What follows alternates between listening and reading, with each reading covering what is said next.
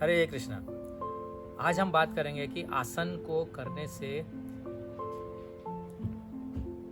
मुख्यतः, वैसे तो सब संभव नहीं है इस छोटे से वीडियो में बताना, लेकिन आपको बहुत अच्छा जानकारी मिलेगा जिससे आप प्रेरित होंगे कि आप जरूर अपने जीवन में आसन को अपनाएं। तो आसन करने से हमारे शरीर के अंदर, जैसे हमने पिछले वीडियो में बताया था कि 5 प्रकार के जो वायु है, मुख्यतः 5 प्रकार के वायु है और 5 प्रकार के गौण वायु यानी सेकेंडरी वायु है ना। तो जो 5 प्रकार के मुख्य हम बात करेंगे, जब हम श्वास के लिए बोलते हैं तो उसके अंदर 3 चीज़ आता है, पूरक, रेचक और अंतरकुंभक या बाह्य कुंभक, या चौथा चीज़ हो गया। लेकिन जब हम एनर्जी की बात करते हैं, एनर्जी कंजर्वेशन, एनर्जी, तो हम बोलते हैं प्राण वायु।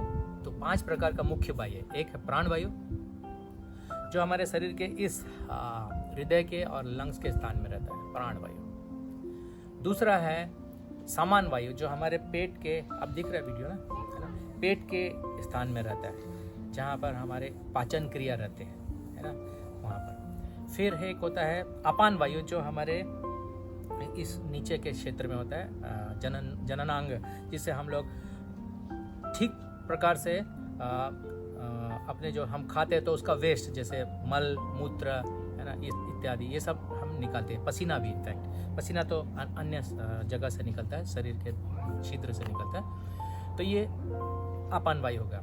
एक और वायु है जो यहाँ से ऊपर काम करता है, ये वो होता है उड़ान वायु। तो उड़ान वायु जो है वो हमारे शरीर के अंदर, जो हमारे ये पूरा नर्वस सिस्टम में जाता है और नर्वस सिस्टम को एक्टिवेट करता है, यानी ये बहुत आवश्यक है समझना, ठीक है। फिर ये जो 5 प्रकार के वायु है वो कैसे नियंत्रण होता है, जब हम श्वास लेते हैं, तो हम जब श्वास लेते हैं तो आप देखिए, फिर रोकते हैं, तो क्या होता है, हमारे जो ये जो सिर का ये जो हिस्सा है, फ्रंटल लोब बोलते हैं इसको, यहाँ पर कई हजारों लाखों कोशिकाएं होती हैं, सेल्स, जो बहुत हाई फ्रीक्वेंसी भी वाइब्रेट करती है।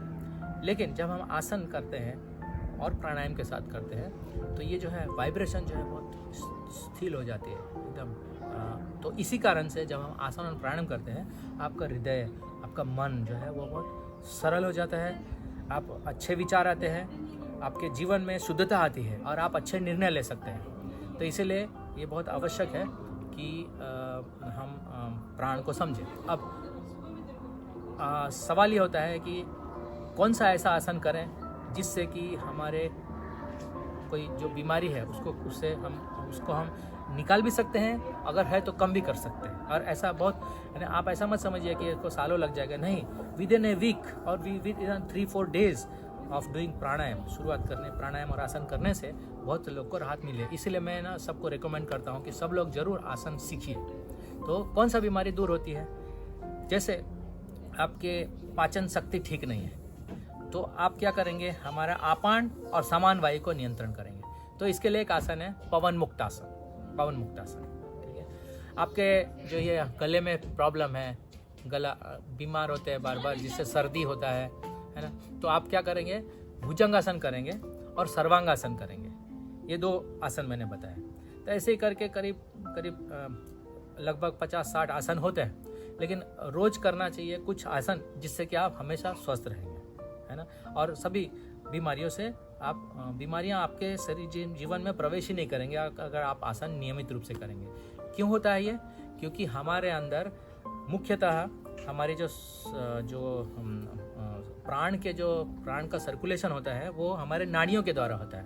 तो इस तरफ जो नाड़ियाँ हैं, मुख्यतः 3 तरह के नाड़ियाँ बताए गए। वैसे तो बहुत सारा इसके अंदर क्लासिफिकेशन है, कहीं 2.5 लाख, कहीं 3.5 लाख, कहीं 72 लाख, ऐसे 72,000 ऐसे नाड़ियाँ बताते हैं। लेकिन ये नाड़ी जो है हम समझ रहे थे, 3 मुख्य नाड़ी बताए। शरीर के इस भाग को बोलते हैं चंद्र नाड़ी, शरीर के इस भाग को बोलते हैं सूर्य नाड़ी, और जो बीच का भाग है उसको बोलते हैं सुषुम्ना नाड़ी। आसन और प्राणायाम करने से ये सुषुम्ना नाड़ी बैलेंस होता है, और ये बैलेंस करने के कारण ही आप रोगों से मुक्त रहते हैं। इसलिए कृपा करके आसन जरूर सीखें।